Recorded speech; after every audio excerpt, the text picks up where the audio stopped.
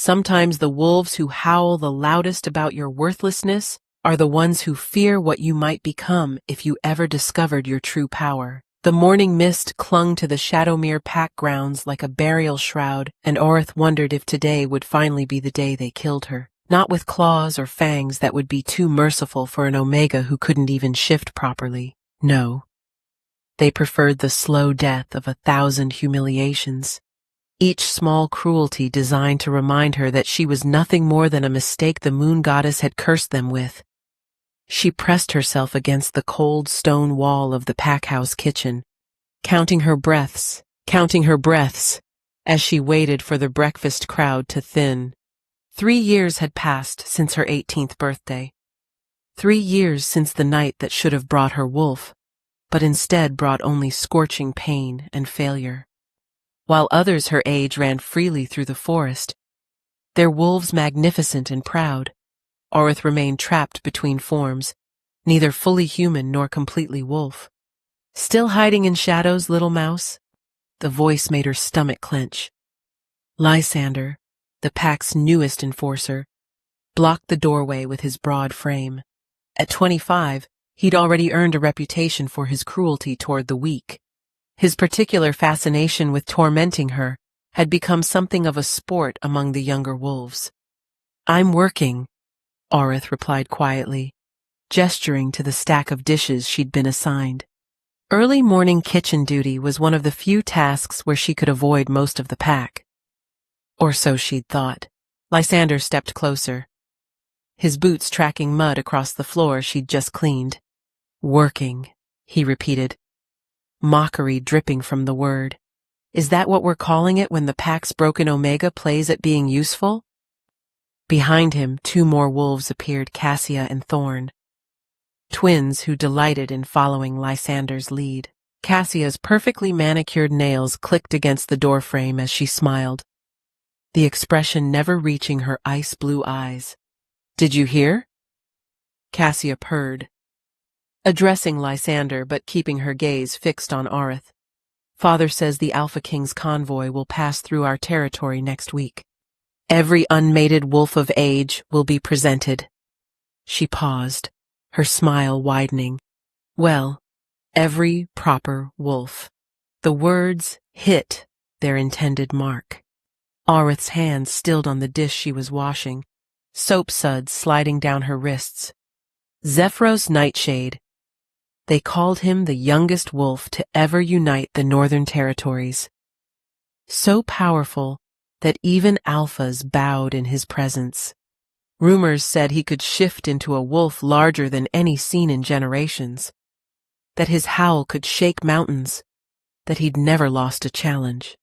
"Imagine," Thorn added, his voice thick with false sympathy, "having to explain to the Alpha King why our pack harbors a defective Omega. Father's already arranging to have her confined to the cellar during the visit. Can't have royalty thinking we're weak." Orith's grandmother, Morwenniel, had once told her that the strongest steel was forged in the hottest flames. But Orith didn't feel strong. She felt brittle, like glass that had been heated and cooled too many times, ready to shatter at the slightest pressure. "Nothing to say, Mouse?" Lysander moved closer still, close enough that she could smell the breakfast meat on his breath. "Or are you dreaming of meeting the Alpha King? Perhaps you think he'll take pity on the pack's broken toy?" "Please," Orith whispered, hating how small her voice sounded. "I have work to finish." "Work?" Lysander grabbed the plate from her hands, holding it up to examine it with exaggerated scrutiny. "You missed a spot." He opened his fingers, letting the plate fall. It shattered against the stone floor, ceramic shards scattering across the kitchen. The sound echoed through the morning quiet like an accusation. "Clumsy Omega," Cassia tutted. "Now you'll have to explain to the head cook why you're breaking the pack's property." Again. They left her there, kneeling among the broken pieces, their laughter echoing down the corridor. Orith's hands trembled as she gathered the shards, a piece slicing her palm. She watched the blood well up, bright red against her pale skin, Even her blood was wrong, too bright, too thin, lacking the darker richness of a proper wolf's. Child. The voice startled her. Morwenniel stood in the doorway, her ancient eyes taking in the scene with a knowing that made Orith want to weep. Her grandmother moved with surprising grace for someone who claimed to be over 90, though she'd never been specific about her age. "Let me see," Morwenniel said, taking Orith's bleeding hand in her weathered ones. She produced a cloth from her pocket. She always seemed to have exactly what was needed, and wrapped the wound with practiced efficiency. "It wasn't my fault," Orith began, but her grandmother silenced her with a look. "Fault is a luxury we cannot afford," Morwenniel said quietly. "The Alpha King comes not next week, but tonight." Orith's heart stopped. "Tonight?" But Thorn said, "The twins know nothing. Your father received word this morning. The king travels in secret, seeking something that was lost long ago." Her grandmother's eyes grew distant, as if seeing something beyond the kitchen walls. Sometimes what appears to be a curse is actually a gift waiting to be unwrapped. "A gift?" Orith couldn't keep the bitterness from her voice. "I'm 21 years old, grandmother. I can't shift properly. I can't link with the pack. I can't even defend myself from bullies." "What kind of gift is that?" Morwenniel cupped Orith's face in her hands, and for a moment, Orith could have sworn she saw something flash in her grandmother's eyes. A glimmer of gold that shouldn't exist in a wolf too old to shift. The kind that requires the right moment to reveal itself. Morwenniel said, "Your mother understood this before she passed." Orith's throat tightened. Her mother, Maevora, had died when Orith was 15, just 3 years before her failed first shift. The pack whispered that she'd died of shame, knowing somehow that her daughter would be defective. But Morwenniel had always insisted there was more to the story. "Now," her grandmother continued, releasing her face, "your father has ordered all unmated wolves to prepare for presentation. Yes, even you. But why? They're going to hide me anyway. Your father is many things, but he is not stupid. Hiding an Omega from the Alpha King would be seen as deception. Better to present you briefly and hope the king pays you no attention." Morwenniel pulled something from her pocket, a small vial filled with silvery liquid. "Ah, drink this tonight, before the presentation." "What is it?" "Something to calm your nerves. The last thing we need is for you to have one of your episodes in front of royalty." The episodes. That's what they called it when Orith's body tried to shift but couldn't complete the transformation. The agony of bones breaking and reforming wrong, of being trapped between forms, neither human nor wolf. It had happened publicly only once, at a pack gathering, and the horror on everyone's faces still haunted her dreams. Orith took the vial, the glass cool against her palm. "Grandmother, did you know my mother's wolf? What was she like?" Morwenniel's expression softened. "Your mother's wolf was unique, silver as moonlight, with eyes like stars. She could run for days without tiring, and her howl," she trailed off, lost in memory. "Her howl could make the strongest alpha weep with its beauty. Then why couldn't she pass that strength to me? Who says she didn't?" Morwenniel turned to leave, then paused. "Wear the blue dress tonight. The one your mother left you. That old thing, it's practically falling apart. Wear it." Her grandmother's tone brooked no argument. "And Orith? Remember that destiny doesn't make mistakes. It only creates mysteries waiting to be solved." Alone again in the kitchen, Orith finished cleaning the broken plate, her mind spinning. The Alpha King, here tonight. Every unmated wolf would be presented, lined up like cattle for his inspection. The thought made her stomach turn. She'd heard stories of his power, his ruthlessness in battle, his lack of patience for weakness, and she was weakness personified. As the day wore on, The pack house transformed into a frenzy of preparation. Orith watched from the shadows as unmated females primped and preened, their excitement palpable. Even wolves from neighboring packs began arriving, having received the same mysterious summons. "I heard he's never taken a mate," one visiting wolf gossiped as Orith swept nearby. "5 years as Alpha King, and he's refused every match." "Maybe he's waiting for his fated mate," another suggested dreamily. "Fated mates are fairy tales," a third scoffed. "He's probably just too picky. When you can have anyone, why settle?" Orith moved away, their chatter making her head ache. Fated mates. Another thing she'd never have, along with a proper wolf, a loving family, or basic respect. She was beginning to think Morwiniel was wrong about destiny making mysteries. Sometimes destiny just made mistakes, and she was living proof. That evening, as she prepared for the presentation, Orith thought of her younger sister Aurora, safely mated to a beta in a distant pack. Her father had been so proud when Aurora shifted perfectly at 18. Her wolf, strong and beautiful, everything Oreth wasn't.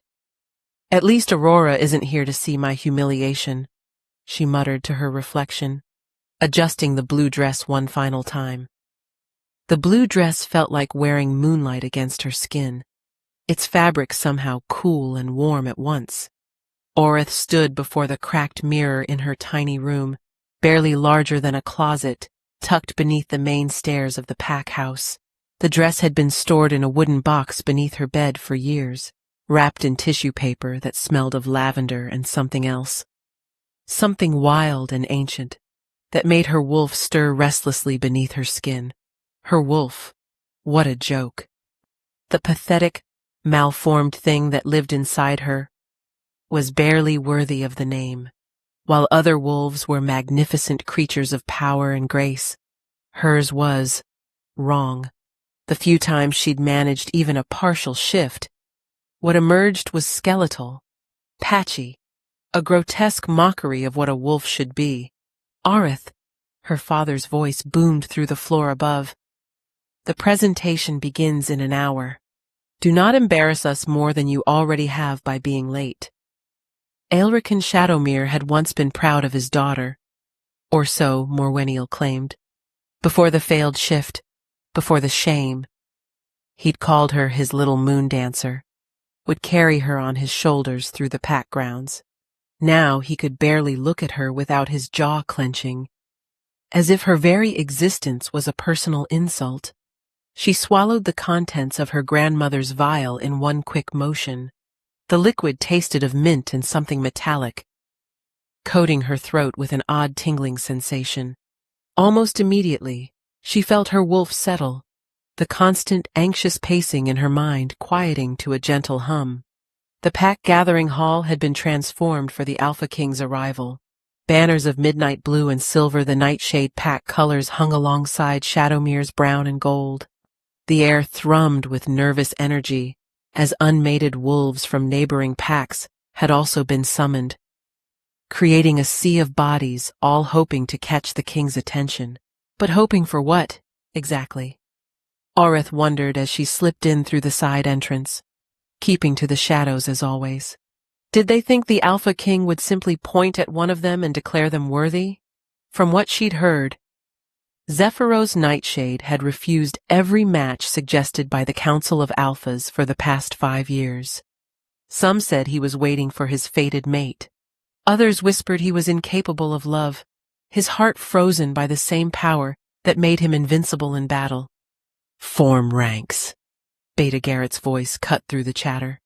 He was a mountain of a wolf, scarred from countless battles, his left eye milky white from a challenge gone wrong. Alphas and betas in the front, deltas and gammas in the middle, omegas in the back. Orith took her place at the very back, the only omega present. The pack had few omegas. Most families who produced them sent them to other packs as part of alliance agreements. Only Orith remained, too defective to even be traded away. Beside her, A girl from the Ironwood pack glanced over with barely concealed disgust. They let you attend? I heard Shadowmere had a broken Omega, but I thought surely they'd have the sense to— Silence, Beta Garrett roared. The Alpha King approaches. The massive oak doors swung open, and the temperature in the room seemed to drop 10 degrees.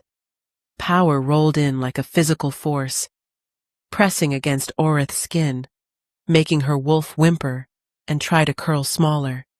Around her, wolves began dropping to their knees, unable to withstand the sheer dominance radiating from the doorway. But Orith remained standing, not out of defiance or strength, but because her body had locked completely, every muscle frozen as something deep within her recognized. Something. Her wolf, usually so quiet and weak, suddenly surged forward with a violence that stole her breath. Mine, it whispered, or maybe screamed. She couldn't tell through the roaring in her ears. Mine. Mine. Mine. Zephyros Nightshade entered the hall, and the world shifted. He was everything the stories claimed, and nothing like she'd imagined. Taller than any wolf she'd seen. He moved with a predator's grace that made every other person in the room look clumsy by comparison. His hair was black as a moonless night, his skin kissed by sun despite the Northern Territory's eternal clouds. But it was his eyes that stopped her heart silver like liquid mercury, ancient despite his youth, holding secrets and power that shouldn't exist in the mortal realm. Those eyes swept across the gathered wolves with dismissive efficiency, cataloging and dismissing, searching for something. They stopped on her. The world narrowed to that singular moment of connection. Orith felt as if someone had reached into her chest and grabbed her heart, squeezing until she couldn't breathe, couldn't think, could only stand there as the Alpha King's expression shifted from boredom to something she couldn't name. He took a step toward her, then another. Your Majesty. Alpha Hendrik, her father's father, bowed low. Welcome to Shadowmere. We are honored by your presence. May I present our unmated wolves for your consideration. Who is that? Zephyros's voice was deeper than thunder, soft as silk, and it slithered down Orith's spine like a caress. He hadn't looked away from her, hadn't even acknowledged the Alpha's greeting. Who, Your Majesty? Hendrik followed his gaze, and his face paled. Oh, that is, no one of consequence. An Omega with a malformed wolf. We've arranged our strongest females in the front. Her name. It wasn't a request. Orith, her father spoke up, stepping forward with barely concealed panic. My daughter, Your Majesty, but I assure you, she is not suitable for Orith. The way Zephyros said her name made her knees weak. He moved through the crowd like water, wolves parting before him without conscious thought. Each step brought him closer, and with each step, her wolf grew more frantic. Run! Her rational mind screamed. Run before he sees what you really are. But she couldn't move, couldn't even lower her gaze, as protocol demanded. She could only watch as death incarnate approached her with eyes that burned silver fire. He stopped mere inches away, so close she could feel the heat radiating from his body, smell the scent of pine and winter storms that clung to him. This close, she could see the fine scars that decorated his neck, his hands, evidence of battles won, challenges conquered. Your wolf, he said quietly, meant only for her ears. Show me. The blood drained from her face. I can't. Can't? Or won't. Your Majesty? Her father interrupted. Desperation clear in his voice. She's defective. Her wolf is malformed. It would be an insult to ask you to witness such. Zephyros moved so fast, Orith didn't see it happen. One moment her father was speaking. The next he was on his knees, the Alpha King's hand around his throat. Did I ask for your opinion? Zephyros's voice had gone deadly soft, Around them, the Shadowmere wolves growled, instinct demanding they protect their alpha's son, but none dared move against the king. Please, Aurith whispered, finding her voice at last. Please, don't hurt him. Zephyros turned those mercury eyes back to her, something flickering in their depths. Slowly, he released Aelrican, who gasped and stumbled backward. You beg for a man who calls you defective? The king asked, tilting his head with predatory interest. He's my father. Biology doesn't make family, Zephyros said, and there was something in his tone that suggested personal experience. He lifted his hand, and Aurith flinched, expecting a blow. Instead, his fingers ghosted across her cheek, barely a whisper of touch that sent electricity racing through her veins. Your Majesty, Beta Garrett stepped forward carefully. The evening feast has been prepared. Perhaps you would like to. No feast. Zephyros hadn't looked away from Aurith. I require a private audience with the Omega. Gasps echoed through the hall. Such a request was practically a declaration of intent, a sign of serious interest. But an Alpha King interested in a broken Omega? It was unthinkable. Your Majesty? Alpha Hendrik tried again. Surely one of our stronger wolves would better suit. Question me again, Zephyros said conversationally, and I'll raise this entire territory to ash and bone. He finally looked away from Aurith, addressing the Alpha with eyes gone dark as storm clouds. The Omega, a private room, now. The Blue Moon Chamber, Hendrik stammered. It's our finest. Show me, Zephyros, commanded Aurith, ignoring the Alpha entirely. On legs that felt like water, Aurith led the Alpha King through halls she'd cleaned 1,000 times, past portraits of former Alphas who would roll in their graves, knowing a broken Omega was guiding royalty through their ancestral home. Behind them, she could hear the frantic whispers, the disbelief, the fury from wolves, who'd primped and prepared, only to be overlooked for the pack's shame. The Blue Moon Chamber was reserved for visiting Alphas, its walls lined with silver and moonstone that caught the light like captured stars. Aurith had only been inside once, when her mother was alive, and had snuck her in to show her the beautiful murals depicting ancient wolf legends. Now, she stood in that same room with the most dangerous wolf in the Northern Territories, and her grandmother's potion was the only thing keeping her from shifting into her grotesque form from sheer terror.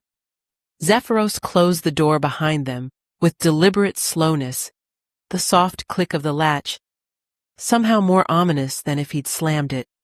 Aurith pressed herself against the far wall, her heart hammering so hard she was certain he could hear it. The room, spacious by pack standards, felt impossibly small with his presence filling it. You're afraid of me, he observed, not moving from the door. Everyone is afraid of you. The words escaped before she could stop them, and she immediately bit her tongue, tasting blood. To her shock, his lips curved into something that might have been amusement. True, but your fear is different. He tilted his head, studying her like a particularly fascinating puzzle. You're not afraid. I'll kill you. You're afraid I'll see you. I don't know what you mean. Liar.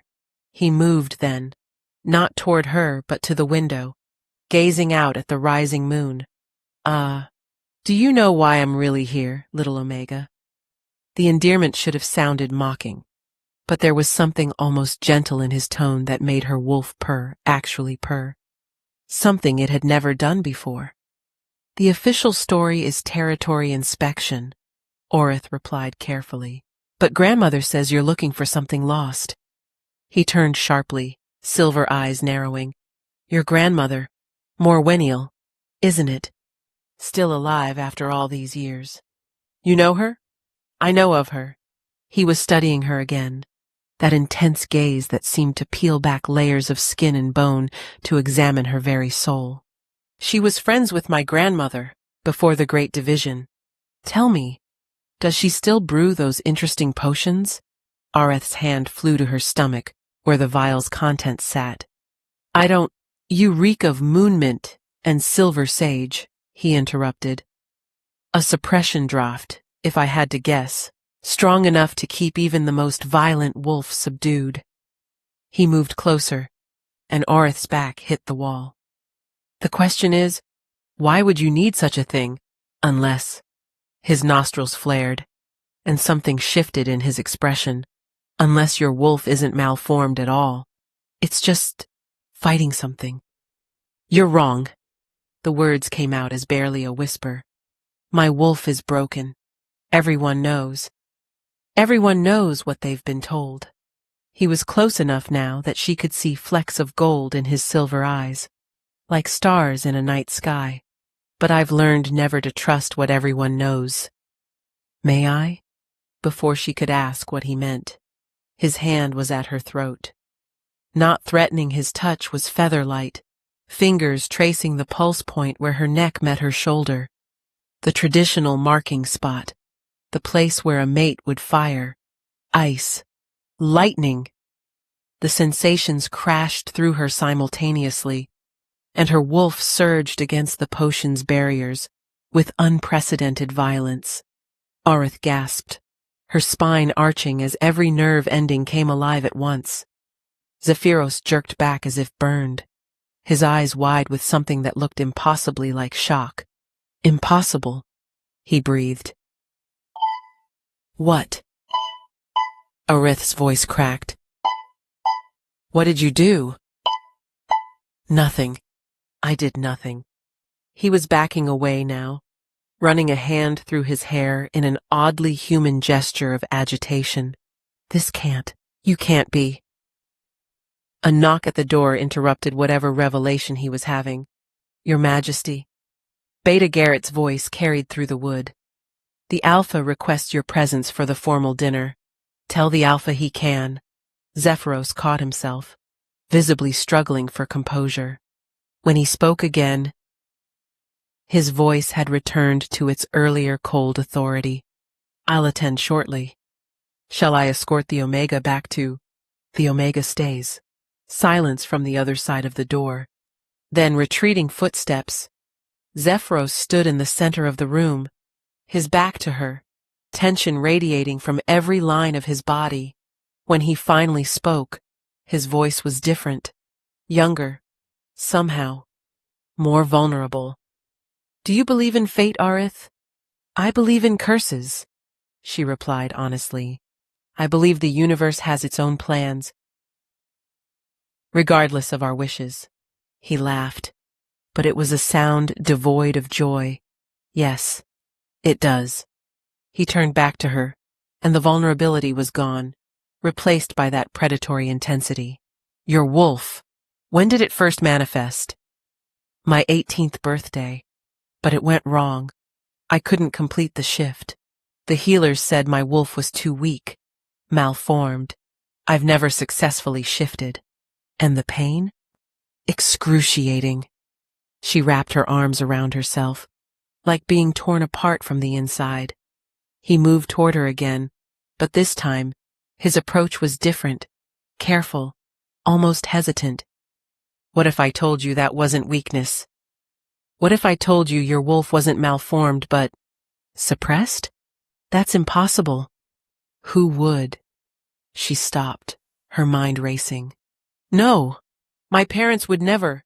Perhaps not intentionally. He was close again, but this time she didn't feel threatened. If anything, her wolf was practically trying to crawl out of her skin to get closer to him. Tell me about your mother. She died when I was 15. 3 years before my first shift. How? Illness. She got weaker and weaker until— Areth trailed off, remembering those final days. How her mother had gripped her hand, whispering words in the old tongue that Areth couldn't understand. How she'd made Morwiniel promise something, their voices too low for anyone else to hear. Not illness, Zephyros said quietly. Sacrifice. Before Arith could demand an explanation, he was at the door. You'll attend the dinner tonight. I'm not allowed at formal dinners. Omegas eat in the kitchen. You'll sit beside me. That's the place of honor. You're chosen.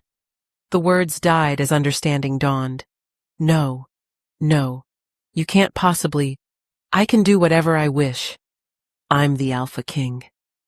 But there was something hollow in his bravado.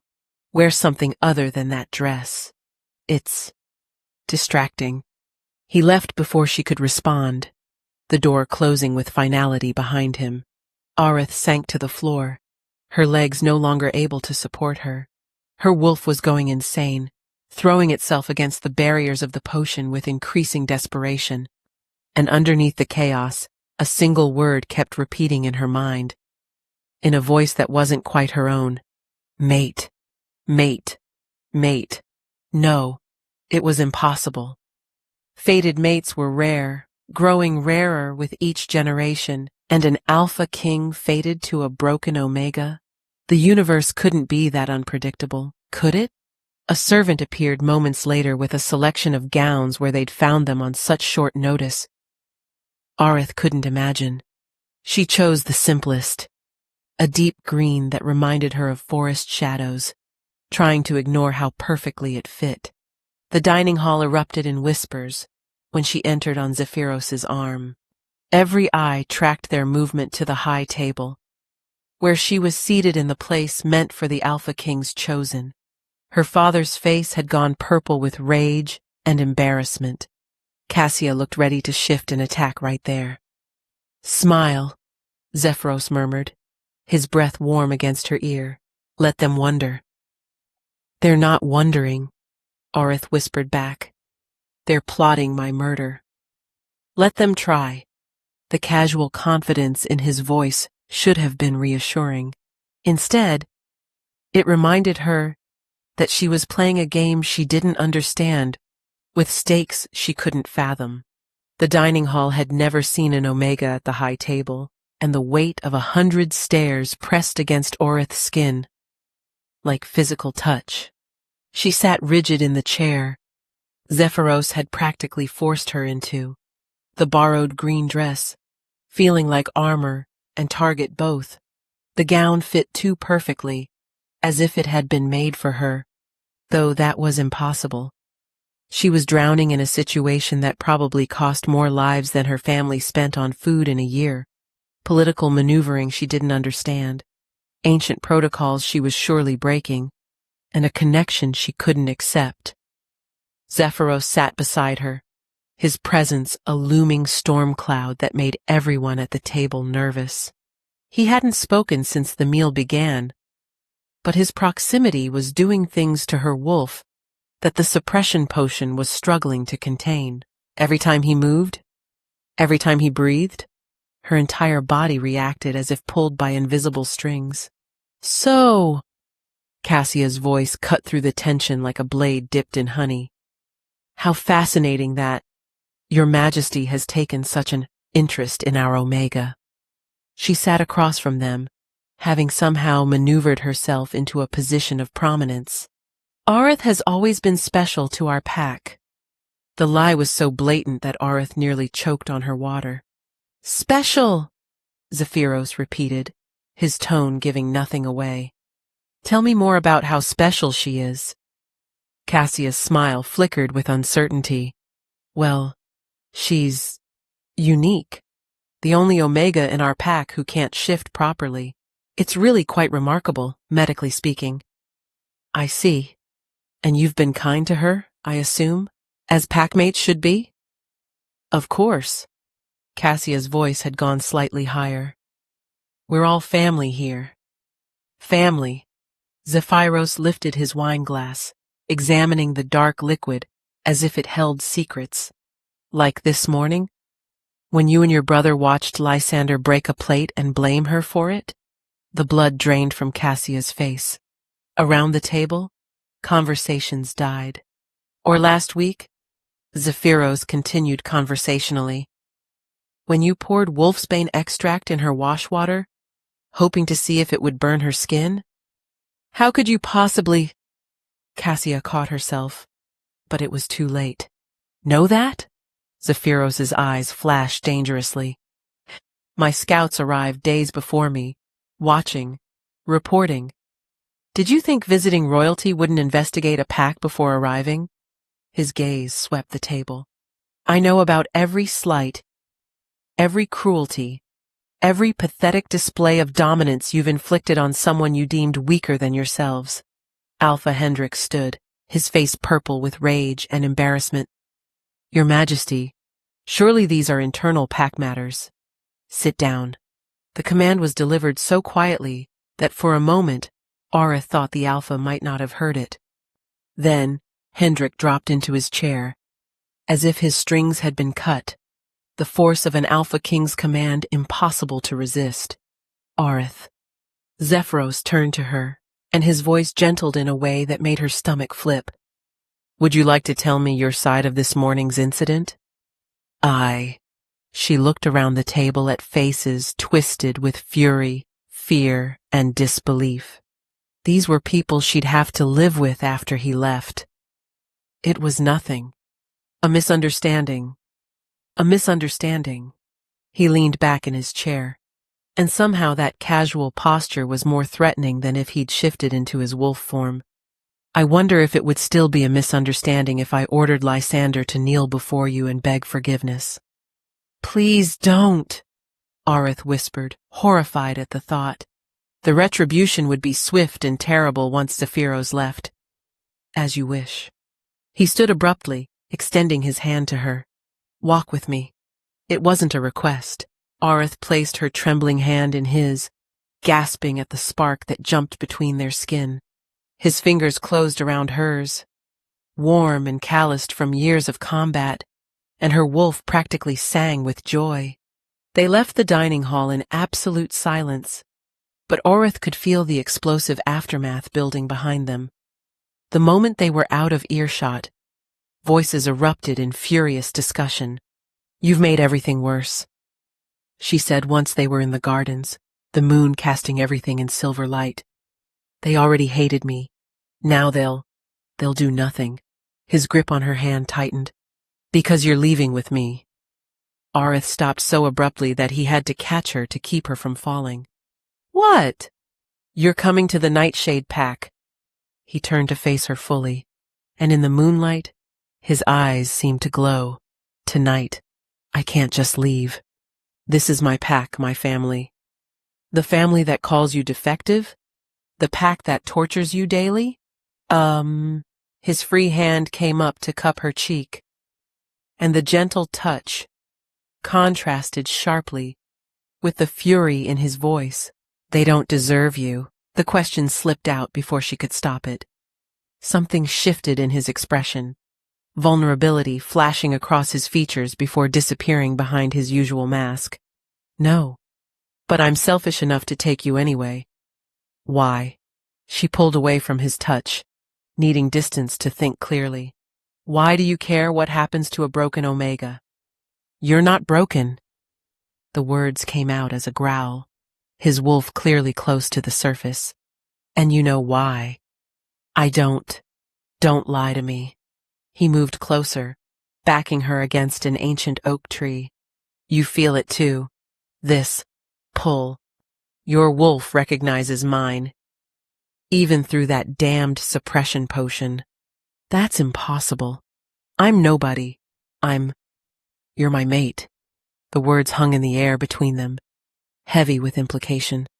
Aerith's wolf howled in triumph, fighting against its chemical cage with renewed vigor. No, she whispered. The universe wouldn't pair you with someone who can't even shift. The universe paired us perfectly. His hands braced against the tree on either side of her head, caging her in. Your wolf isn't weak, Aerith. It's powerful. So powerful that someone saw fit to suppress it before you were even born. That's insane. Is it? Tell me. What do you know about your mother's bloodline? She was from the Eastern Territories. She met my father during a pack gathering. She was the last of the moon-blessed line. Zephyros's words fell like stones into still water. sending ripples through everything Orith thought she knew. A bloodline so powerful that the ancient packs feared them. Wolves who could command the moon itself, who could shift into forms beyond normal wolves. That's a fairy tale. Like the fairy tale of the Alpha King who can't find his mate? He leaned closer, his breath warm against her ear. Like the fairy tale of an Omega whose wolf is supposedly malformed but whose very presence makes my wolf want to submit? Your wolf doesn't submit to anyone. It does to yours. The admission seemed to cost him something, his jaw clenching. From the moment I walked into that hall, my wolf has been clawing at me, demanding I claim you, protect you, worship you. The words sent heat flooding through her body, and the suppression potion finally, catastrophically, failed. The transformation hit her like a lightning strike. One moment Orith stood pressed against the tree. The next she was on her knees, screaming as her bones began to break and reshape. But this time, something was different. Instead of the usual agony of incomplete shifting, her body seemed to know exactly what it wanted to become. Don't fight it, Zephyros's voice came from very far away. Or maybe very close, she couldn't tell, through the sound of her own heartbeat roaring in her ears. Let your wolf free. I can't. The words dissolved into a howl as her spine elongated, fur erupting across her skin like silver fire. No. Not fur, something else. Something that caught the moonlight and reflected it back tenfold. Her vision sharpened, colors she'd never seen before flooding her perception. The world expanded sense, sounds, sensations that her human form could never process. She was aware of every insect in the garden, every blade of grass, every star in the sky, and most of all, she was aware of him. Zephyros had shifted too, and his wolf was magnificent, massive and black as midnight, with eyes that burned silver fire. But instead of the dominance she expected, he was submitting. The Alpha King, terror of the Northern Territories, was on his belly before her, neck exposed in ultimate surrender. Beautiful. His voice echoed in her mind, through a connection that shouldn't exist yet, not without marking. My beautiful, impossible mate. Orith looked down at herself and gasped, or tried to. What came out was a sound like wind chimes. Her wolf form wasn't like any wolf she'd ever seen. She was larger than she should be. Her fur, not quite fur, but something crystalline that seemed to hold moonlight within each strand. When she moved, she left faint silver paw prints that glowed before fading. What am I? She projected the thought without meaning to. The mental communication coming as naturally as breathing. Moon-blessed. Zephyros responded, rising slowly to his feet. The last of your kind. Your mother bound your wolf to save your life. If the other packs had known what you were, images flooded her mind. Not her own memories, but his. Secret meetings between pack alphas. Discussions about the danger of allowing the moon-blessed line to continue. Her mother, young and terrified, performing a binding ritual that would suppress her daughter's true nature until my mate found me, Orith finished, understanding flooding through her. The binding could only be broken by a true mate's touch. Your mother was clever. Zephyros patted closer, his massive form still somehow smaller than hers. She knew the other packs would never suspect a broken Omega. She hid you in plain sight. A rage, unlike anything Orith had ever felt, surged through her. Years of torment, of believing herself worthless, of accepting abuse, because she thought she deserved it all based on a lie designed to keep her alive. She threw her head back and howled. The sound that emerged wasn't like any wolf howl in existence. It was music and moonlight, sorrow and rage, power and pain all woven together. Windows shattered in the pack house. Wolves throughout the territory dropped to their bellies, submitting to a power they didn't understand. The moon itself seemed to pulse in response, growing brighter until the garden was bathed in light bright as midday. Oreth. Zephyros's mental voice was gentle but urgent. You need to calm down. Your power, it's been suppressed for so long. If you release it all at once. They hurt me. The thought was a snarl. For years, they hurt me, made me believe I was nothing. I know. He pressed against her side, his warmth grounding her. And they'll answer for it. But not tonight. Tonight, we leave. Tonight, you come home with me. Home. The word resonated through her in a way that Shadowmere never had, as her rage cooled and her wolf form began to shift back. Oreth realized that perhaps she'd already found her home. It just wasn't a place, it was a person. The transformation back to human form left Oreth vulnerable and exposed in the moonlit garden. Zephyros shifted immediately, shrugging off his jacket to wrap around her before anyone could see. The gesture was protective, possessive, and achingly gentle all at once. We need to leave, he said urgently, his eyes scanning the pack house where lights were beginning to flicker on. Your howl. Every wolf in the territory felt it. They'll come to investigate. Let them come, Oreth said, surprising herself with the steel in her voice. Let them see what they've been tormenting all these years. Not yet. His hand found hers, their fingers interlacing naturally. You're powerful, but untrained, and there are protocols to follow. If I take you without formal acknowledgement from your alpha, then follow your protocols. A familiar voice interrupted. Morwenniel emerged from the shadows, carrying a traveling bag that looked already packed. But do it quickly. The other packs will have felt that power surge. They'll know a moonblessed has awakened. Grandmother! Oreth pulled the jacket tighter around herself. You're coming with us? Someone needs to teach you our family's true history, the elderly woman replied, her ancient eyes twinkling with something like pride. Besides, I made a promise to your mother. My work here is done. You've found your mate and awakened your wolf. Now, the real journey begins. I traveled ahead with Beta Liralay's convoy earlier to prepare, but came back when I felt your awakening. Before Oreth could respond, wolves began pouring into the garden. Alpha Hendrik led them, his wolf form bristling with aggression, until he saw Zephyros standing protectively over Oreth. The Alpha shifted back, his face cycling through shock, fear, and calculation. What sorcery is this? Hendrik demanded, though his voice lacked its usual authority. Not sorcery, Zephyros replied coldly. Heritage. The Omega you've been abusing is moonblessed, the last of the ancient line, and my mate. The pronouncement sent shockwaves through the gathered wolves. Oreth saw her father among them, his face pale as parchment. Lysander had shifted back too, but he kept his distance, something like fear flickering in his eyes.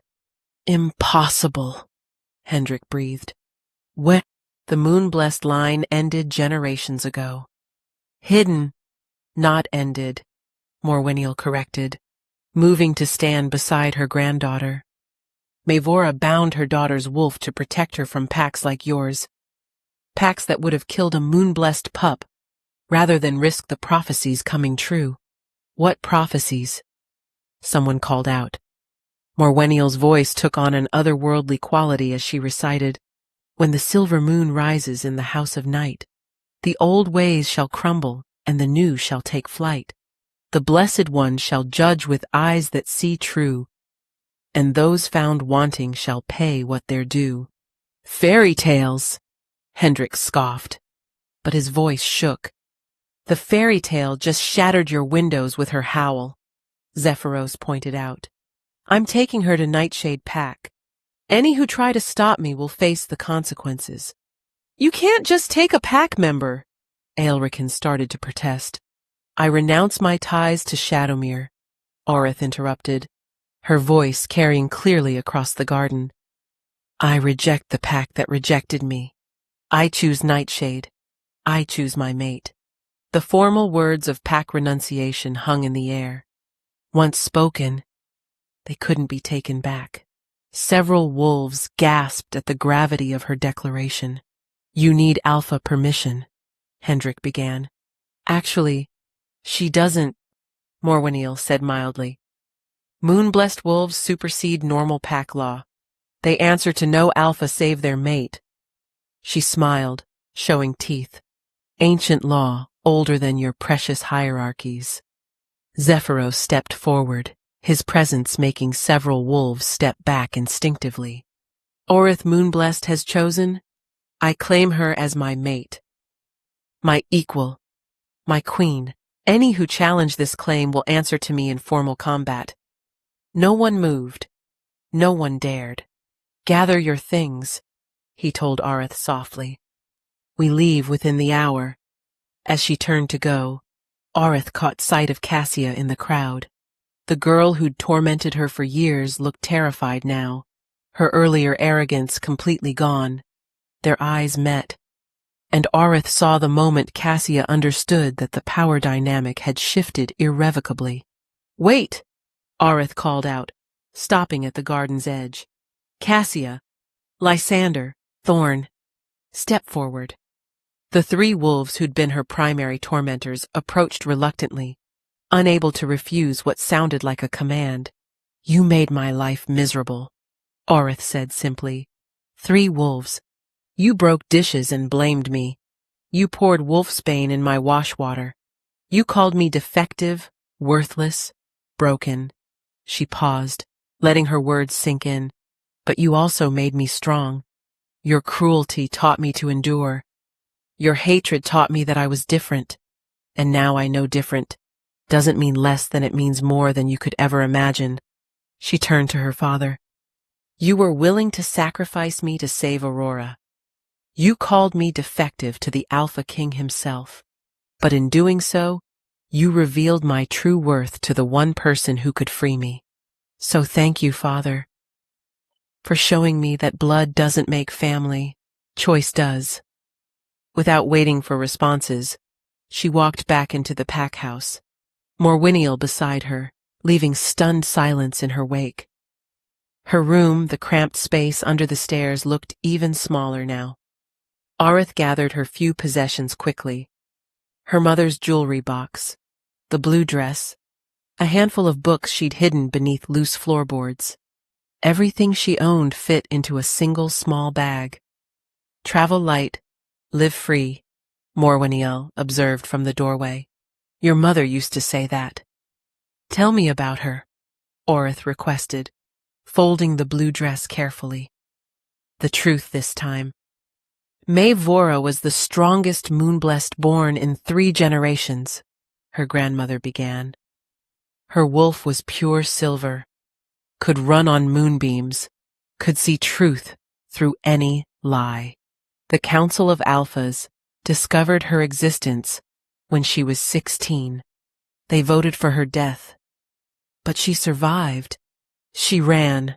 Met your father during her escape. He was young, weak, controllable. Perfect cover.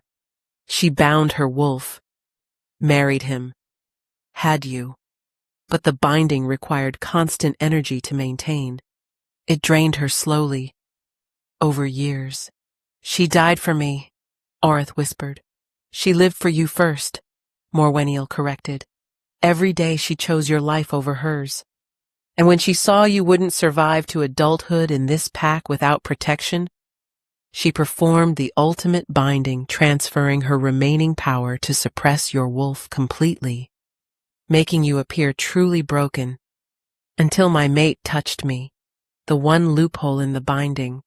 True mates are goddess-blessed. Their bond supersedes even blood magic.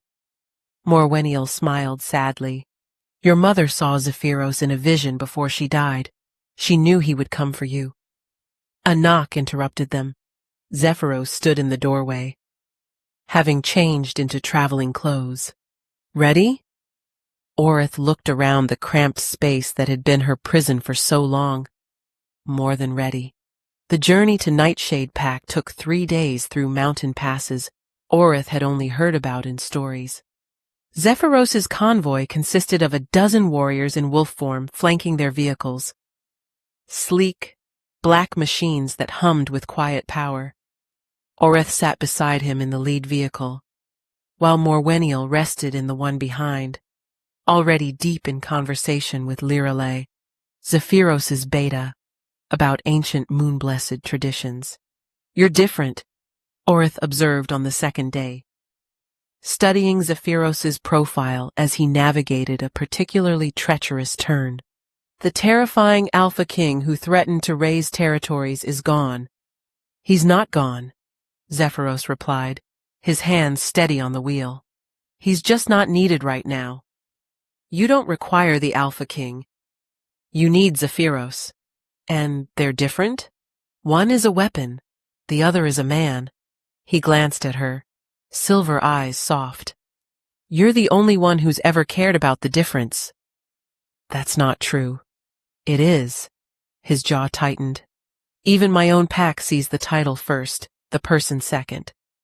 It's necessary for maintaining order, but—" He trailed off. "Lonely," Orith finished. Yes. The simple admission hung between them, but not anymore.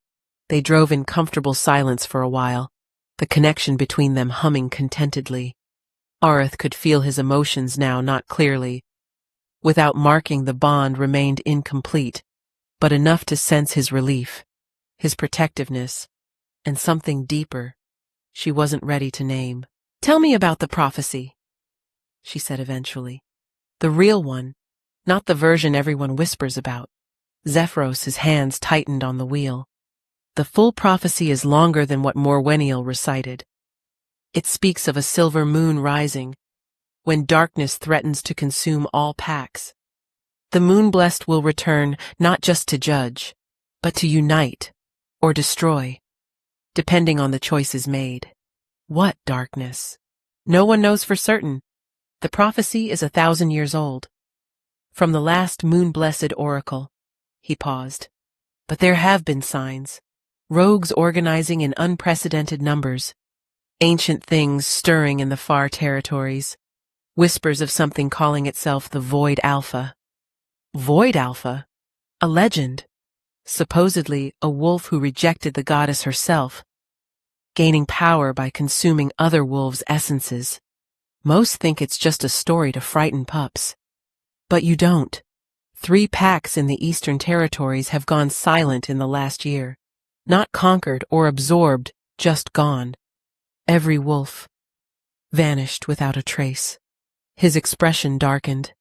"My scouts found only one thing at each location. Shadows burned into the ground in the shape of howling wolves." A chill ran down Orith's spine. "And you think I'm supposed to fight this thing?" "I think you're supposed to do what Moon-Blessed have always done, bring balance. Whether through peace or war remains to be seen. I don't know how to bring balance. I barely know how to be a wolf." "You'll learn." He reached over, taking her hand. "We'll face whatever comes together." On the 3rd day, they crested a ridge, and Orith saw the Nightshade Pack territory for the first time. The sight stole her breath. Where Shadowmere had been modest wooden structures, Nightshade was a city carved from the mountains themselves. Obsidian towers rose from living rock, connected by bridges that sparkled with embedded gems. Waterfalls cascaded between buildings, their mist creating permanent rainbows. The very air thrummed with ancient power. "Welcome home," Zephyros said softly. "Home," the word resonated in her bones. As they descended into the valley, wolves began appearing along the road, not threatening, but curious. They lowered their heads respectfully as the convoy passed, and Orith realized they were bowing to her, not just Zephyros. "They know?" she asked. "Word travels fast. A moon-blessed mated to their Alpha King? You're already a legend." The main fortress gates were crafted from silver and obsidian, depicting the phases of the moon, They opened smoothly as the convoy approached, revealing a courtyard filled with wolves in both forms. "Don't be nervous," Zephyros murmured, sensing her tension through their bond. "Easy for you to say. You're not the Omega about to face an entire pack of strangers. You're not an Omega. You're moon-blessed. And they're not strangers, they're your pack now." Before she could respond, the vehicle stopped. Zephyros emerged first, then turned to help her out. The moment her feet touched the ground, a hush fell over the courtyard. Then, as one, every wolf present, hundreds of them dropped to one knee. "Rise," Zephyros commanded, his voice carrying easily across the space. "Behold Arith Moonblessed, last of her line, and my chosen mate." A cheer erupted, so sudden and loud that Arith nearly jumped. These wolves weren't looking at her with disgust or pity. They were looking at her with awe, respect, and genuine joy. "My queen," Lirelei approached, bowing formally. "Your chambers have been prepared in the moon tower. Unless," she glanced at Zephyros, "you prefer to share the king's chambers?" Heat flooded Arith's cheeks. "The moon tower sounds perfect. For now," Zephyros added quietly, making her blush deepen. As Lirelei led her through the fortress, Orith marveled at the architecture. Moonstone was embedded in every wall, glowing softly with captured light. Tapestries depicted the history of wolves, including several that showed silver wolves she now recognized as moonblessed. "Your pack has always honored the moonblessed," she observed. "The Nightshade pack was founded by a wolf who was saved by a moon-blessed healer," Lirelei explained. "We've never forgotten that debt. When the other packs voted to hunt them, Nightshade abstained. It caused a rift that exists to this day." "Is that why Zephyros became Alpha King so young?" Lirelei's expression grew careful. "That's his story to tell. But I will say this, he's been searching for you for 5 years. Every territory he conquered, every pack he visited, he was looking for signs of moon-blessed survival." They reached the moon tower, its spiral staircase lined with windows that caught the afternoon light. At the top, double doors opened into chambers that took Oreth's breath away. The space was circular, with a glass ceiling that would show the night sky. Bookshelves lined the walls, filled with volumes she'd only dreamed of reading. A writing desk sat by a window overlooking the entire territory. The bed was massive, draped in silver and midnight blue. "This is too much," Arith breathed. "This is exactly enough." Morweniel's voice came from behind them. The elderly woman entered, looking pleased. "The Moon-Blessed were always scholars and seers. You'll need these resources for your training." "Training? Did you think awakening your wolf was the end?" Her grandmother's eyes glinted with amusement. "Child, it was barely the beginning. You can shift now, yes. But can you walk on moonbeams? See through shadows? Speak to the goddess herself? Those are myths. So was your existence until 3 days ago." Morweniel moved to the bookshelves, pulling out a silver-bound volume. "Your education begins tomorrow. Tonight. Rest. Let your wolf settle into its new home." After they left, Orith stood at the window, watching the sun set over her new pack. Wolves moved through the streets below with purpose and dignity. No one cowered. No one was forced to hide. A knock at the door interrupted her thoughts. "Come in." Zephyros entered, and her wolf immediately perked up, tail wagging mentally. "Settling in?" "It's overwhelming," she admitted. "This morning I was nobody. Tonight I'm supposed to be a queen." "You were never nobody," he joined her at the window. "You were hidden treasure, waiting to be found. Pretty words. Truth." He turned to face her fully. "I know this is fast. I know you didn't choose this, I chose you," she interrupted. "In the garden, when I could have stayed silent, I chose you." Something flared, in his eyes heat and hunger and hope all mixed together. "Orith?" Another knock interrupted whatever he was going to say. Lirelei entered, her expression urgent. "Forgive the interruption, but we have a situation. The Council of Alphas has sent an emergency summons. They're demanding Orith appear before them within the week. They have no authority," Zephyros began. "They're invoking the ancient accords," Lirelei continued grimly. "Any wolf of questionable heritage must be verified by the Council. If she doesn't appear, they'll declare her rogue. Let them try," Zephyros snarled. "If they declare her rogue, any wolf can legally hunt her," Morwenniel said, appearing in the doorway. "It's what they did to my sisters, to my Vora's cousins. Legal sanctioning of murder.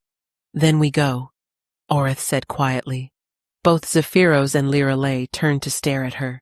"We go, and we show them exactly what they've awakened. They want to verify my heritage? Let them look into the eyes of the last moon-blessed and see their own judgment reflected back." Zephyros's lips curved into a proud smile. "My fierce mate, they won't know what hit them." The week of preparation passed in a blur of intensive training. Each dawn, Orith worked with Lirelei on physical combat, learning to use her unusual wolf form's advantages.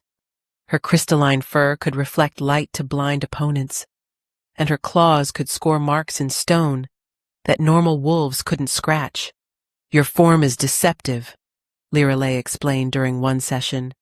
"It appears delicate, almost fragile, but you're stronger than any wolf I've trained. Use their misconceptions against them."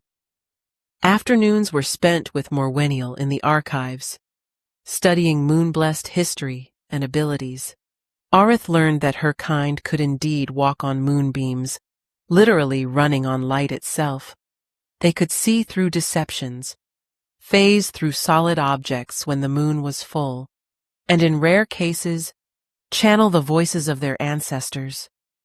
"The Council fears you because you represent justice they can't corrupt," Morwenniel explained during one lesson. "A normal wolf can be bribed, threatened, or killed. But moon-blessed wolves see truth absolutely. No alpha wants their sins exposed." Evenings belonged to Zephyros. He would arrive after his duties, and they would walk the fortress walls, talking about everything and nothing. Their connection grew stronger each day, their emotions bleeding into each other more clearly. "Does it bother you?" Orith asked one evening. "That your wolf submits to mine?" "No," he answered without hesitation. "It feels like coming home after a long war. My wolf has been fighting for dominance since I was 13. With you, it finally rests."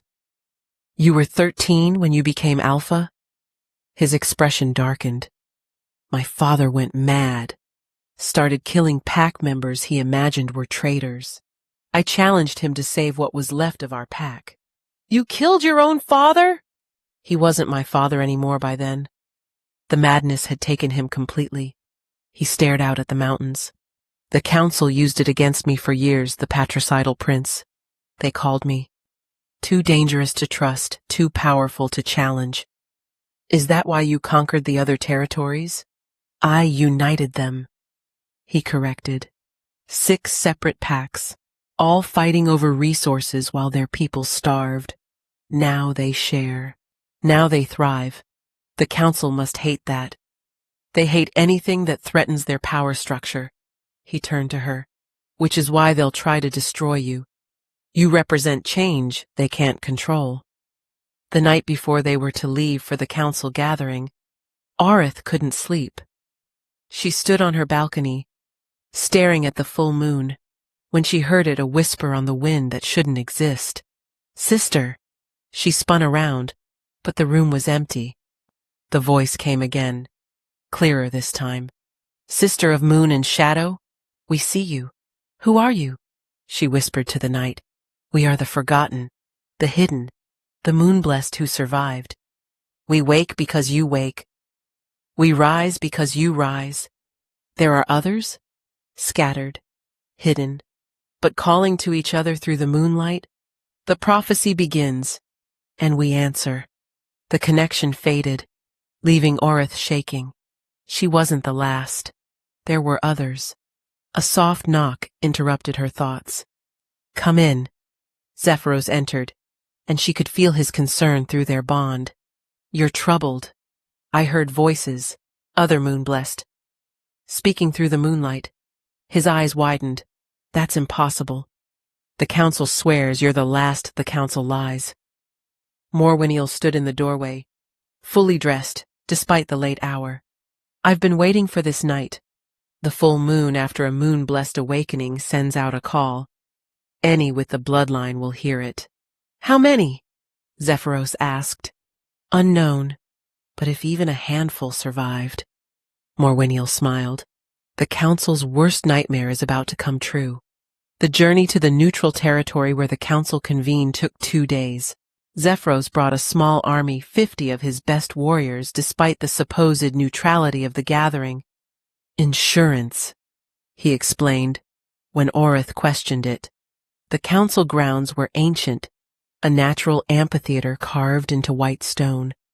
7 thrones sat in a semicircle, each occupied by an alpha who controlled vast territories. Alpha Marcus from the Eastern Pax still looked haunted.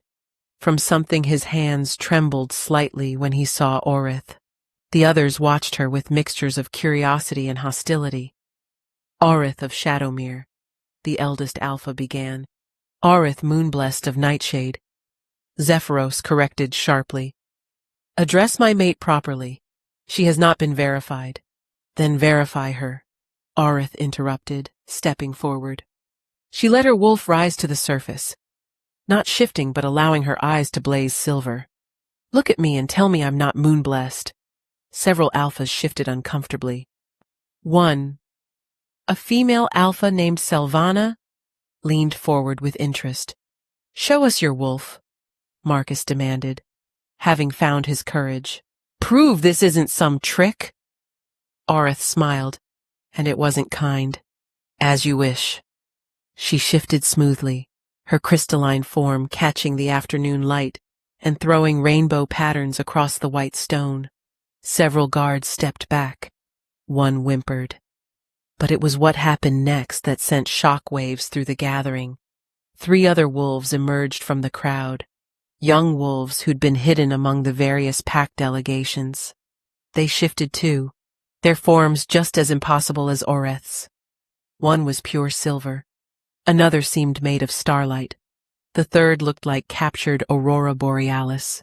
"Sisters," they said in unison. Through mental projection, everyone could hear. "We stand with the silver moon." "Impossible," Marcus breathed. "We were hidden. The silver wolf, who appeared to be the eldest," explained, "raised by loyal families who remembered the old ways. When Orith awakened, our own bindings broke." "How many more?" Selvana asked, and Orith noted she seemed more excited than afraid. "Enough," Orith replied, shifting back. The others followed suit, revealing 3 young women who looked nothing alike, except for the power radiating from them. "This changes nothing," Marcus declared, though his voice shook. The ancient accords state. "The ancient accords also state that moon-blessed wolves hold equal rank to any alpha," Morwenil interrupted, having appeared from seemingly nowhere. 4 moon-blessed wolves could form their own council if they chose. That law was struck, illegally, without proper vote, 300 years ago. Morwenil produced a scroll that looked ancient. "I've been keeping records. Every illegal amendment, every violated treaty, every breach of ancient law. Would you like me to read them aloud?" The council exchanged uneasy glances. "What do you want?" Selvana asked, directing the question at Orith. "Justice," Orith replied simply. "The hierarchies that condemn wolves for their designation rather than their character. The laws that allow the strong to abuse the weak. The system that would have seen me dead for being born different." She looked at each alpha in turn. "It all needs to change." You're talking about revolution, Marcus accused. I'm talking about evolution. She gestured to the other moon-blessed. We are proof that the old ways were wrong. How many powerful wolves have been suppressed, killed, or broken because they didn't fit your narrow definitions? The system has worked for 1,000 years. For you, Arith interrupted. It's worked for you. But what about the Omegas dying in servitude? The Betas denied advancement because of their designation. The humans living in fear at our borders? Humans are not our concern. Everything is our concern. Her voice carried power now, making several alphas flinch. We are part of this world, not separate from it. The Void Alpha grows stronger while you squabble over territory. Ancient evils wake while you cling to outdated traditions. Change is coming whether you accept it or not. Is that a threat? Marcus stood, his wolf close to the surface. It's a prophecy. One of the young moon-blessed, said the one who looked like starlight. I've seen it. Darkness approaches that will consume everything if the packs don't unite. The old ways will mean our extinction. Prophecies can be wrong. When have moon-blessed prophecies ever been wrong? Morwenniel asked mildly. Silence fell over the amphitheater. Finally, Selvana stood. I propose a compromise. The moon-blessed are acknowledged as legitimate. In return, they work within the system to create change, not outside it. Define within the system, Zephyros said suspiciously. A new council. 7 alphas. 4 moon-blessed, and representation from each designation. She looked at Orith. Change, but controlled. Evolution, not revolution. Orith considered this, then nodded slowly. We'll try it your way, but if the council resists necessary changes, if wolves continue to suffer under outdated hierarchies, she let her power surface slightly, the air shimmering around her. Then we'll forge our own path. The council's compromise sparked 3 hours of heated debate. Some alphas raged against any change. Others saw opportunity. Through it all, Aerith stood calm at the center, her fellow moon-blessed flanking her like an honor guard. You ask us to share power with Omegas? Marcus spat the word like poison. I ask you to share power with wolves, Aerith corrected. Or would you prefer I demonstrate why the ancient packs feared us? Is that a threat? It's an offer of partnership instead of replacement. She let her power surface slightly, the air around her shimmering. We could simply leave, form our own territory. How many wolves would follow 4 moon-blessed over 7 squabbling alphas? The uncomfortable shifting that followed suggested many alphas had considered the same question. I call for a vote, Selvana announced. All in favor of the new council structure? 4 hands rose immediately, Selvana and 3 younger alphas, who'd remained silent until now. Marcus and 2 others kept their hands firmly down. Deadlocked, Marcus said triumphantly. Without a majority. I invoke the right of challenge, Orith announced, and gasps echoed through the amphitheater. You can't, Marcus protested. You're not an alpha. I'm moon-blessed. According to the laws you claim to follow, I hold equal rank. She stepped forward. I challenge you, Marcus, for your seat on the council, unless you're afraid to face an Omega. The insult landed perfectly. Marcus's face purpled with rage. I accept, he snarled. Oreth! No! Zephyros moved to intervene, but she stopped him with a look. Trust me, she said through their bond. I need to do this. The amphitheater cleared quickly, forming a circle for the challenge. Marcus shifted immediately, his wolf large and scarred from countless battles. Orith remained in human form, walking the circle's edge calmly. Shift, Omega, Marcus growled through the mental link. Why? You're not worth the effort. He lunged at her with a roar. At the last second, Orith sidestepped, her movement impossibly fast. Marcus crashed into the stone where she'd been standing, leaving cracks in the ancient surface. Too slow, she observed.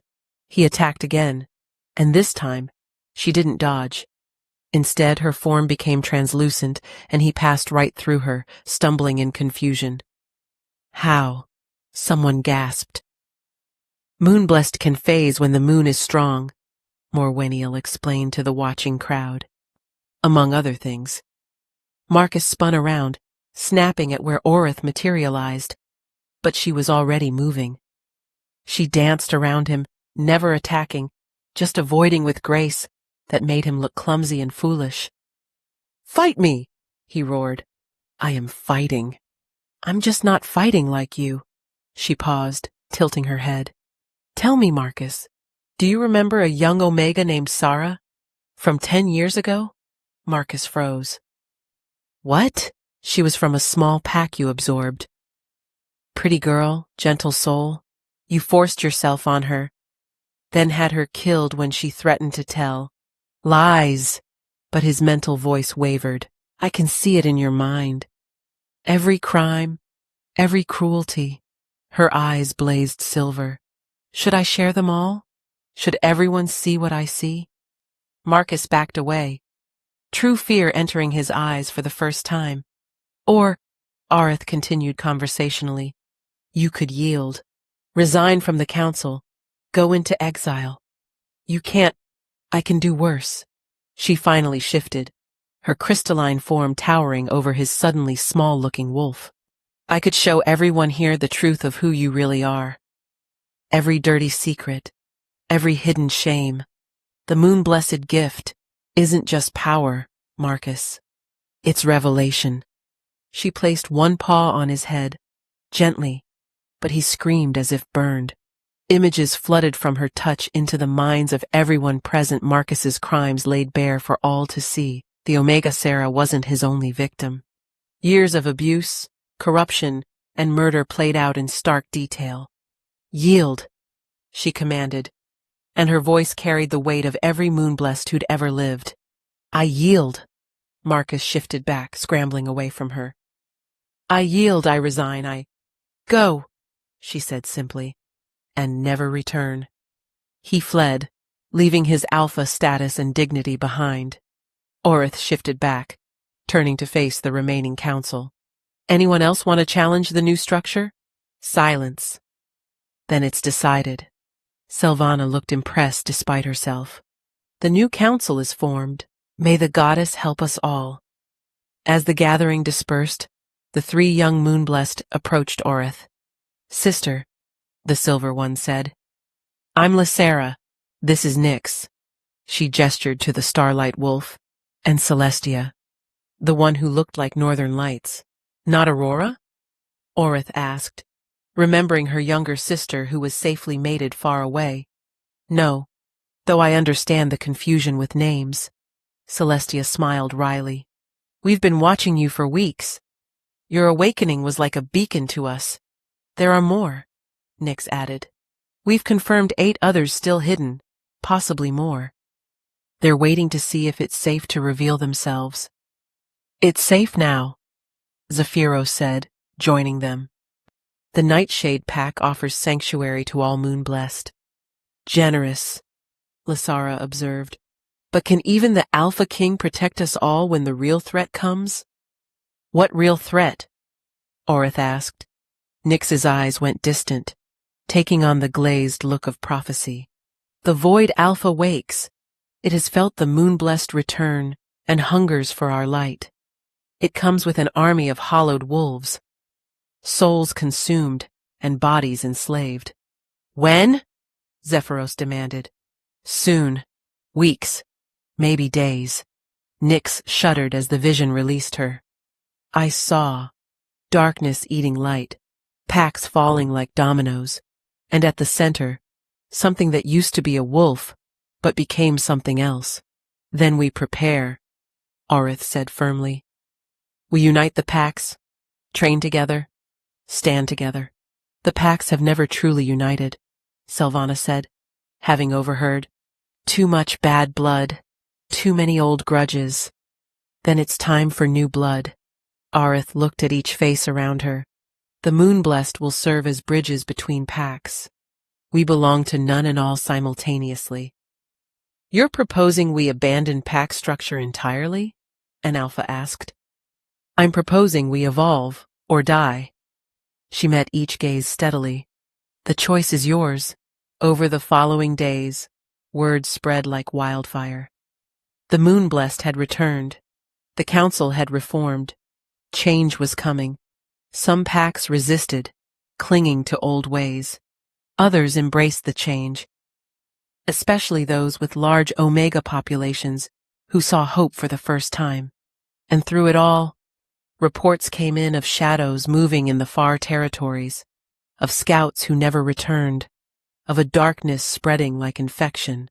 It's moving faster than expected, Zephyros said one evening, reviewing reports in his study. Aerith sat beside him, having learned to read the coded messages. It's drawn to us, she realized. The Moonblessed. We're like beacons to it. Then we use that. Draw it to ground of our choosing. The ancient battleground, Morwennial suggested from the doorway, where the first Moonblessed made their stand. The ley lines are strongest there. That's in the heart of the territories, Zephyros pointed out. If we fail, then we fail defending our people, not hiding from threat. Aerith stood. Decision made. Send word to all packs, those who stand with us. Meet at the ancient battleground in 3 days. Those who don't. She paused. May the goddess protect them, because we won't be able to. The ancient battleground was a massive circular valley, its ground still scarred from battles fought centuries ago. As the appointed day arrived, Aerith stood at its center, watching packs arrive. More came than she dared hope, not just the reformed council, but smaller packs, rogue wolves seeking purpose, even some humans who'd learned to fight alongside wolves. They come for you, Zephyros said, standing beside her. The Omega who became Moonblessed. You give them hope. I give them a chance, she corrected. What they do with it is their choice. By sunset, thousands had gathered. 12 Moonblessed stood together, the 4 from the council, plus 8 others who'd emerged from hiding. Their combined presence made the air itself sing with power. It comes, Nyx announced, her prophet's eyes seeing beyond the physical. The Void Alpha brings an army of 10,000 hollowed ones. We have 3,000. Someone said fearfully. We have 12 Moonblessed, Aerith countered, and the moon is full tonight. As if summoned by her words, darkness crept over the horizon. Not the natural darkness of night, but something that devoured light, that made the very air feel thick and wrong. At its head walked something that might once have been a wolf, but was now a writhing mass of shadow and hunger. The Void Alpha. You shine so bright. Its voice slithered into every mind present. So much light to consume. So much power to claim. You claim nothing, Aerith responded, stepping forward. You are corruption given form, and tonight you end. The battle erupted with terrifying violence. Hollowed wolves, empty shells, animated by shadow, crashed into the defensive lines. Normal attacks barely slowed them. For every one destroyed, 2 seemed to take its place. The Moonblessed. Aerith shouted. Form the constellation! The 12 Moonblessed shifted as one, their various forms creating a circle. They began to howl, not separately, but in harmony, their voices weaving together into something greater. The moon responded, its light focusing through them like a lens. Silver fire erupted from their circle, washing over the battlefield. Where it touched hollowed wolves, they dissolved into ash. Where it touched allied wolves, it filled them with strength and courage. The Void Alpha roared its fury, charging directly at Aerith. Zephyros intercepted it, his massive black wolf form grappling with the creature. You cannot protect her forever, the Void Alpha hissed. I will consume her light and become unstoppable. You'll have to go through me, Zephyros snarled back. But the creature was too strong, its unnatural form giving it advantages no normal wolf could match. It threw Zephyros aside, lunging for Aerith. She didn't dodge. Instead, she met it head-on, her crystalline form blazing with moonlight. When they collided, the impact sent shockwaves across the battlefield.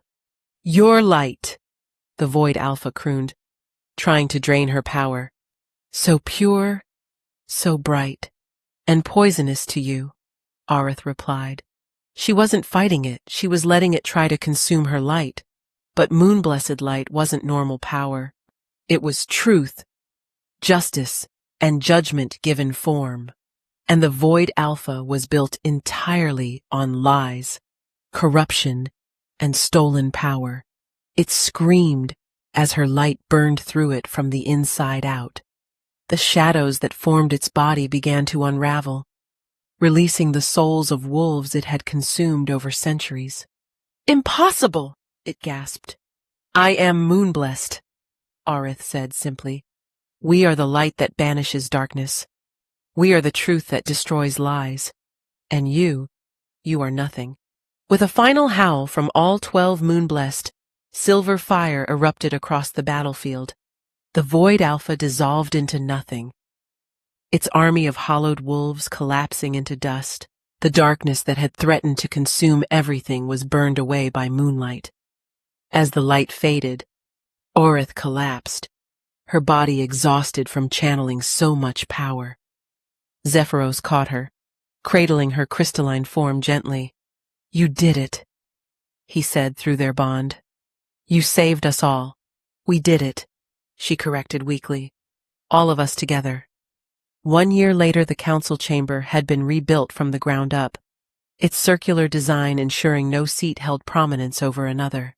Representatives from every designation sat as equals Alpha, Beta, Delta, Gamma, and Omega, with the Moon-Blessed serving as mediators when disputes arose.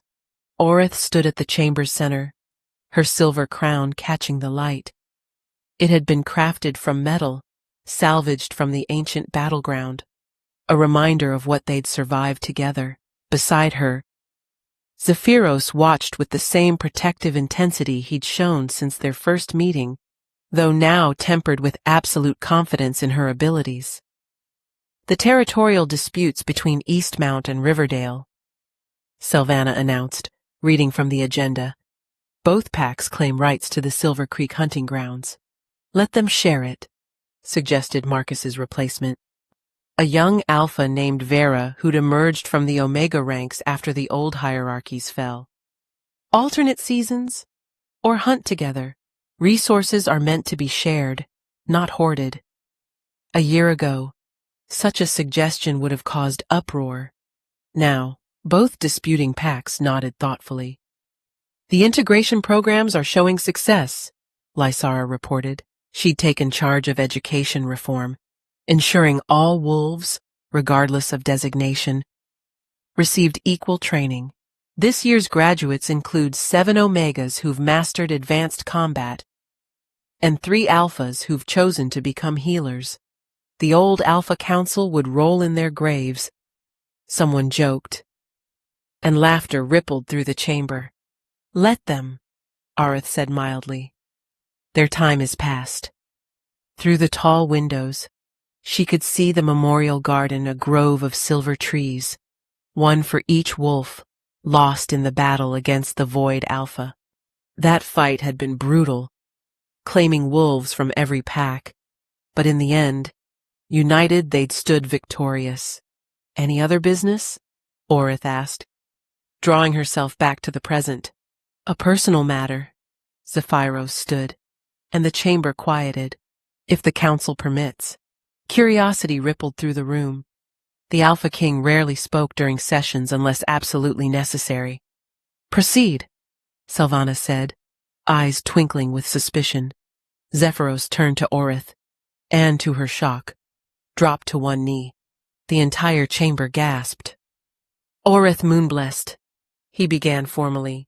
You are my mate, my equal, My heart. But you've never officially been declared queen. Because you said you wanted to earn the title, not inherit it through our bond. He pulled out a small box. You've more than earned it.